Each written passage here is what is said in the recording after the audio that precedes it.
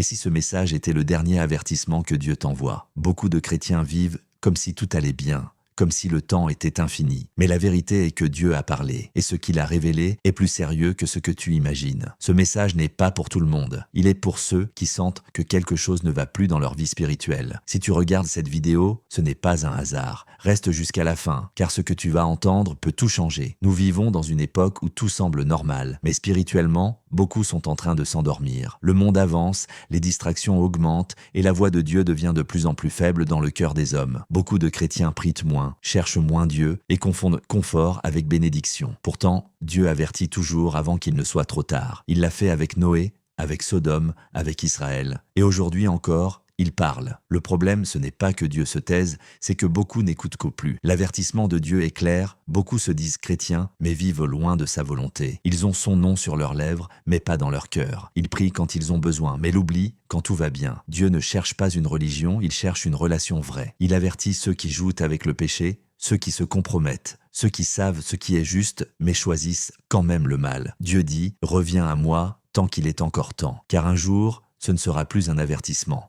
Ce sera une conséquence. Il y a des signes que Dieu envoie, mais que beaucoup préfèrent ignorer. Quand tu n'as plus envie de prier, quand la parole ne te touche plus, quand le péché ne te dérange plus, ce sont des alertes spirituelles. Beaucoup confondent la paix avec l'indifférence et la liberté avec le désordre. Ils disent « Dieu me comprend », mais oublient que Dieu est aussi saint. Le plus grand danger, ce n'est pas de tomber, c'est de tomber et de ne plus vouloir se relever. Et c'est exactement ce que l'ennemi veut, t'endormir doucement. Ignorer l'avertissement de Dieu n'est jamais sans conséquence. Ce n'est pas toujours immédiat, mais c'est toujours réel. Beaucoup perdent peu à peu leur sensibilité spirituelle, leur paix intérieure, leur joie, leur direction. Ils continuent à sourire devant les gens, mais à l'intérieur, quelque chose meurt. Quand on s'éloigne de Dieu, on ne tombe pas d'un coup, on glisse lentement. Et le plus dangereux, c'est qu'on finit par s'habituer au vide. Dieu ne veut pas te condamner, il veut te réveiller. Mais chaque avertissement ignoré rend le cœur plus dur. Dieu ne t'avertit pas pour te condamner, mais pour te sauver. Il attend que tu reviennes sincèrement vers lui, que tu mettes de côté ce qui te retient, que tu prennes la décision de le placer au centre de ta vie. C'est le moment de prier sans détour, de lire sa parole avec le cœur ouvert,